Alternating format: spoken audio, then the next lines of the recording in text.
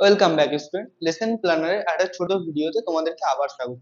দেখো আমি কি লিখেছি, যে ত্রিকোণমিতিক অনুপাতের প্রয়োগ। হ্যাঁ, উচ্চতা ও দূরত্ব মানে কি, এটা কি আমরা কোন চ্যাপ্টার কোর্স দেখি 25, যেটাকে আমরা সহজে কি নামে পরিচিত, আমাদের কাছে হাইট অ্যান্ড ডিস্টেন্স নামে পরিচিত।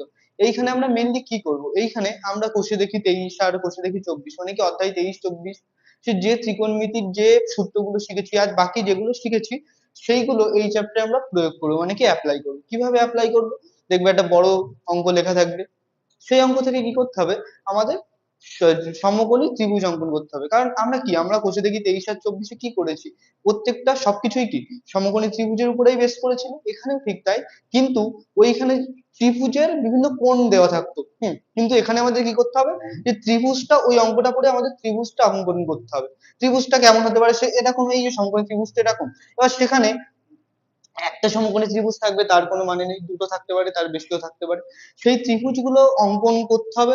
করার পর আমরা আগের চ্যাপ্টার যেভাবে সেগুলো সলভ করেছি সেইটাই এখানেও করতে হবে। মানে কি, ধরো এই সমকোণী যে অঙ্ক পড়ার পর আমরা বুঝলাম এইখানে 60 ডিগ্রি দেওয়া আছে, এইটা আমাদের 30 ডিগ্রি, এইটা আমাদের ধরো 30 মিটার, আর আমাদের এইটা বের করতে হবে।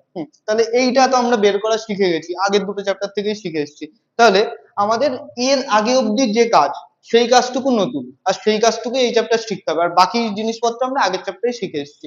তো যাই হোক, এই চ্যাপ্টার সম্পর্কে আমি একটা ছোট্ট ওভারভিউ দেওয়ার চেষ্টা করলাম। এর পরের একটা ছোট রিলস ভিডিওর মাধ্যমে আমরা কি করব, যে উন্নতি কোণ কি, অবনতি কোণ কি, এইগুলো সম্পর্কে তোমাদেরকে বলবো। তো তোমরা অবশ্যই এর যে বড় ভিডিওটা সেটা ডেসক্রিপশন বক্সে দেওয়া থাকবে, তোমরা অবশ্যই সেখান থেকে গিয়ে দেখে নিও। Thank you.